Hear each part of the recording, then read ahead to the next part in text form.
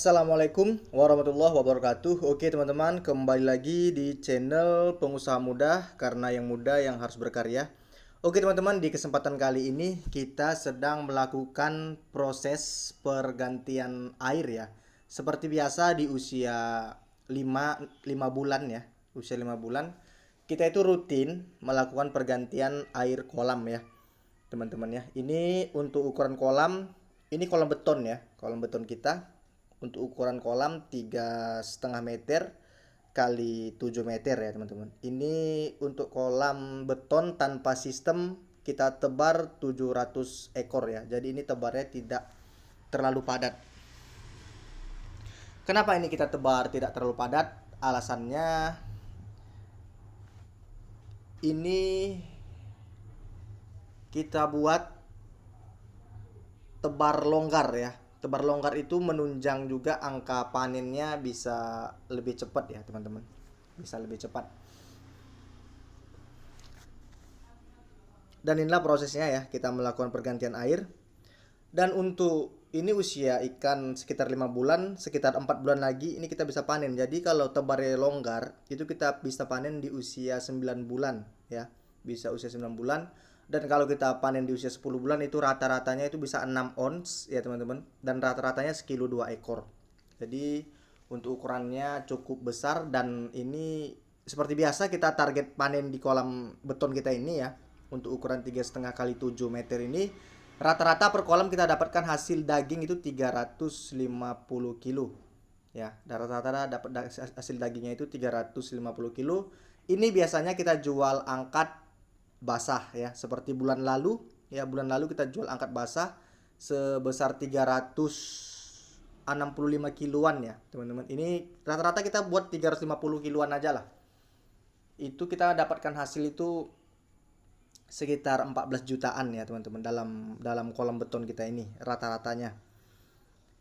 Dan nanti ini kolam beton ukuran 3,5 meter kali 7 meter itu kita tebar 700. Dan saya nanti mau memperlihatkan ya, kolam bundar kita itu diameter 3,5 meter itu kita tebar 700 ekor juga ya. Jadi nanti saya perlihatkan juga ya, itu kolam terpal kita ya, kolam terpal kita diameter 3,5 kita tebar 700 ekor. Kenapa bisa lebih padat di kolam terpal ya teman-teman?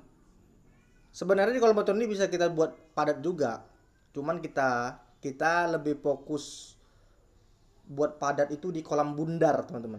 Di kolam bundar lebih saya rasa lebih mudah ya, lebih enak lah kalau dibuat tebar padat, karena memang kolamnya itu bulat ya. Karena memang kolamnya bulat, jadi menunjang untuk ikan itu bisa, walau tebar padat bisa cepat besar ya.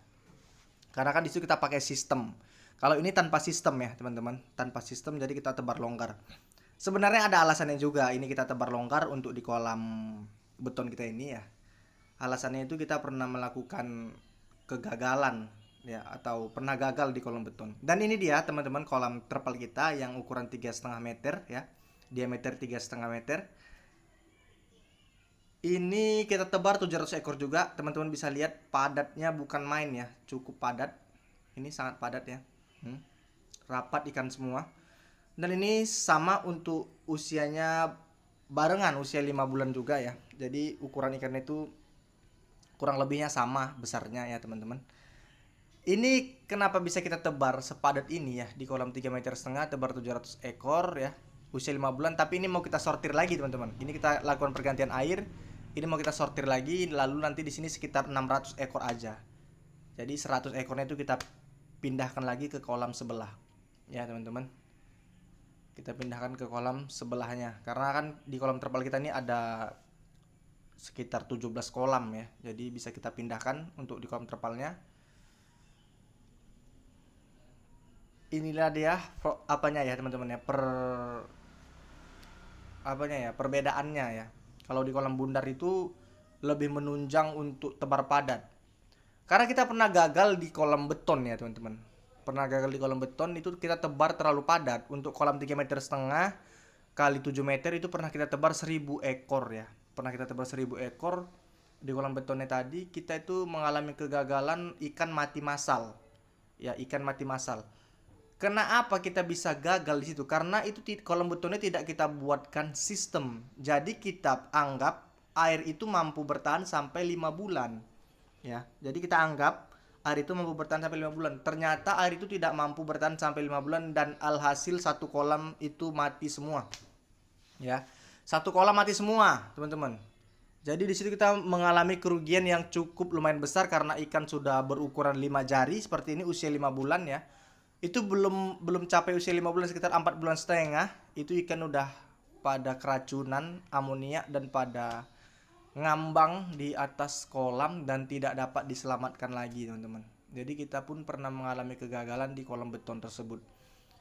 Karena gini kesimpulannya, kalau kita tidak membuatkan sistem atau tidak kita berikan E4, tidak kita berikan molase dan tidak kita berikan kapur dolomit dan garam ya, teman-teman.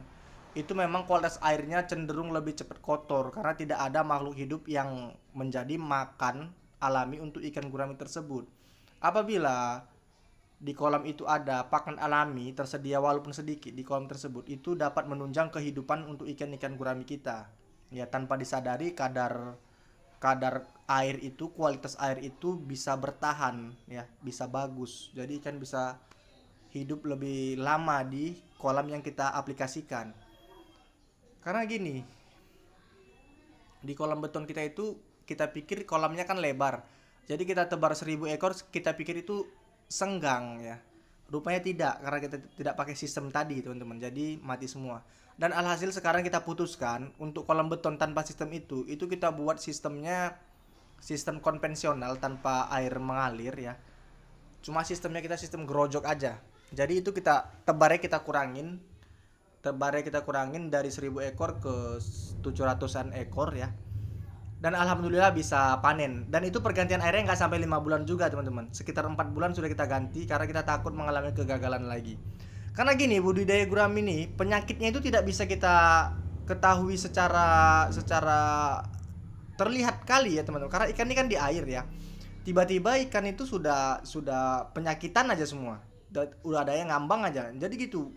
Dia sistem kayak buat kaget nih budidaya gurami ini.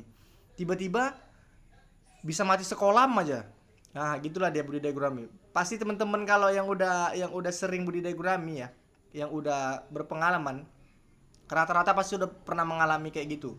Tiba-tiba ikan itu mati aja. Ya. Jadi itulah antisipasi dari kita ya, teman-teman. Antisipasi dari kita itu ya itu tadi, tebar untuk di kolam beton kita tidak berani terlalu padat. Jadi itu kesimpulannya. Dan ini untuk di kolam terpal kita berani padat karena kita pakai sistem. Nah, jadi seperti itu. Jadi buat teman-teman pemula, kalau mau budidaya gurami lebih bagus di kolam terpal ya, untuk pembelian terpal yang lebih murah, lebih terjangkau dan cost lebih murah lah ya. Lalu untuk tebar kita bisa padat, lalu kontrol air kita bisa dengan cepat. Sebenarnya sama aja untuk pengontrolan. Cuma karena kita memang pernah gagal jadi agak sedikit down ya untuk budidaya di kolam beton itu, padat nggak berani. Jadi dalam per kolam ini, di kolam diameter 3,5 dan di kolam 3,5 kali 7 meter tadi, itu untuk hasil bobotnya itu kurang lebih sama ya. Sekitar 350 kilo dengan omset 14 juta per kolam ya, teman-teman. Belum dipotong pakan dan lain sebagainya. Oke, assalamualaikum warahmatullahi wabarakatuh.